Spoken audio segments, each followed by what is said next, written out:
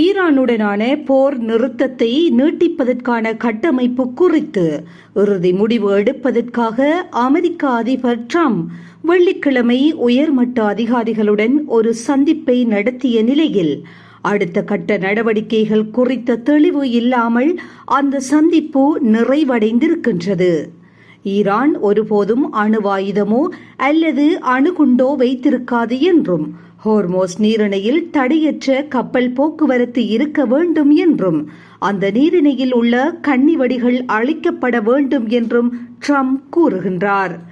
இந்த சந்திப்பு பெரும் நெருக்கடிகளை கையாள்வதற்காக பயன்படுத்தப்படும் வெள்ளை மாளிகையின் சிச்சுவேஷன் ரூமில் நடைபெற்றது. புரிந்துணர்வு ஒப்பந்தம் என அறியப்படும் ஒரு ஒப்பந்தத்தின் கட்டமைப்பிற்கு இரு நாடுகளும் ஒப்புக்கொண்டதாக அமெரிக்க அதிகாரிகள் தெரிவித்தனர். எனினும் இந்த ஒப்பந்தம் ட்ரம்ப் மற்றும் ஈரான் தலைமையின் ஒப்புதலை பெற வேண்டியிருப்பதாகவும் அவர்கள் கூறினர். இந்த ஒப்பந்தம் போர் நிறுத்தத்தை 60 நாட்களுக்கு நீட்டித்து ஈரானின் அணு சக்தி திட்டத்தின் எதிர்காலம் குறித்த பேச்சுவார்த்தைகளை தொடங்கும் என கூறப்படுகின்றது. அமெரிக்காவுக்கு நன்மை பயக்கும் ஒப்பந்தத்தை மட்டுமே அதிபர் ட்ரம்ப் மேற்கொள்வார் என்றும் ஈரான் ஒருபோதும் அணுவாயுதத்தை வைத்திருக்க முடியாது என்றும் வெள்ளை மாளிகை அதிகாரி ஒருவர் தெரிவித்தார். முன்னதாக ஈரான் கூறும்போது நீடித்த அமைதி தொடர்பான பேச்சுவார்த்தையில் அணு சக்தி திட்டம் குறித்த பேச்சுவார்த்தை நடத்தவில்லை என கூறியிருந்தது. ஏப்ரல் 8 அன்று போர் நிறுத்தம் நடைமுறைக்கு வந்ததிலிருந்தே அமெரிக்காவும் ஈரானும் ஒப்பந்தத்திற்கு நெருக்கமாக இருப்பதாகவும் பேச்சுவார்த்தைகள் முன்னேறி வருவதாகவும் ட்ரம்ப் தொடர்ந்து கூறி வருகின்றார். ஆனால் இதுவரை குறிப்பிடத்தக்க முடிவுகள் எதுவும் எட்டப்படவில்லை. வெள்ளிக்கிழமை ட்ரூத் சோஷியல் தளத்தில் வெளியிட்ட ஒரு பதிவில் ஹோர்மோஸ் நீரிணையில் அமெரிக்க கடற்படை தனது முற்றுகையை நீக்க தயாராக இருப்பதாக ட்ரம்ப் குறிப்பிட்டிருந்தார். ஈரான் தனது செறிவூட்டப்பட்ட யுரேனியத்தை அகற்றி அழிக்க அமெரிக்காவை அனுமதிக்க வேண்டும் என்றும் ட்ரம்ப் வலியுறுத்தியுள்ளார். அமைதி ஒப்பந்தம் தொடர்பான ட்ரம்பின் சமீபத்திய கருத்துக்கள் உண்மையும் பொய்யும் கலந்தவை என்று விவரம் அறிந்த வட்டாரம் என ஒரு தரப்பை மேற்கோள் காட்டி ஈரானின் ஃபார்ஸ் முகாமை செய்தி வெளியிட்டுள்ளது. புரிந்துணர்வு ஒப்பந்தத்தில் அணு சக்தி பொருட்களை அழிப்பதற்கான எந்தவித ஏற்பாடும் இல்லை என அந்த முகமை தெரிவித்துள்ளது. இதற்கிடையில் போரை முடிவுக்கு கொண்டு வருவதிலேயே கவனம் செலுத்தப்பட்டு வருகின்றது.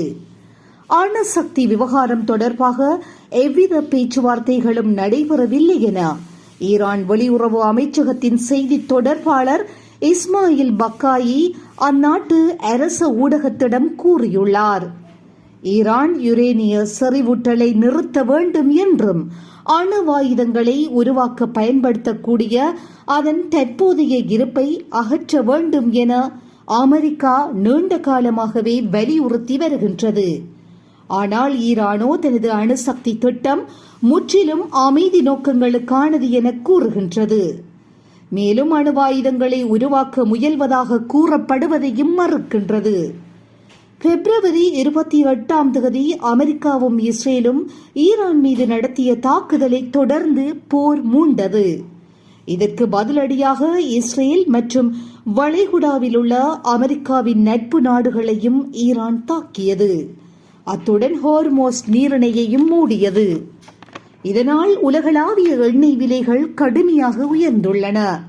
இயல்பான சமயங்களில் உலகின் எரிசக்தி விநியோகத்தில் சுமார் 20% இந்த நீர்வழிப்பாதை வழியாகவே செல்கின்றது. தற்போது போர் நிறுத்தம் செய்யப்பட்டுள்ள நிலையில் அமெரிக்கா மற்றும் ஈரானிடையே நீடித்த அமைதியை ஏற்படுத்த பேச்சுவார்த்தைகள் நடந்து வருகின்றன. வியாழக்கிழமையன்று அமெரிக்க துணை அதிபர் JD வான்ஸ் கூறும்போது, நாங்கள் இன்னும் ஒப்பந்தத்தை எட்டவில்லை, ஆனால் மிக அருகில் இருக்கின்றோம். அந்த விடயத்தில் தொடர்ந்து பணியாற்றுவோம் என கூறினார். சமீபத்திய நாட்களில் ஈரானும் அமெரிக்காவும் போர் நிறுத்தத்தை மீறியதாக பரஸ்பரம் குற்றம் சாட்டி வருகின்றன. வியாழக்கிழமையன்று ஈரானின் இஸ்லாமிய புரட்சிகர காவற்படை ஹோர்மோஸ் நீரிணைக்கு அருகிலுள்ள ஈரானின் முக்கிய துறைமுக நகரமான பாண்டர் அப்பாஸ் மீதான முன்னைய தாக்குதல்களுக்கு மூலமாக இருந்த குவைத்தில் உள்ள ஒரு அமெரிக்க விமானப்படை தளத்தை தாக்கியதாக கூறியது. குவைத் மீதான தாக்குதலை கண்டித்த அமெரிக்க சென்ட்ரல் கமாண்ட் இது போர் நிறுத்த மீறல் என கூறியது. இது போன்ற செய்திகளை உடனுக்குடன் துல்லியமாக நீங்கள் அறிந்து கொள்ள கல்ஃப் நியூஸின் தமிழினை சப்ஸ்கிரைப் செய்வதனூடாக அறிந்து கொள்ள முடியும்.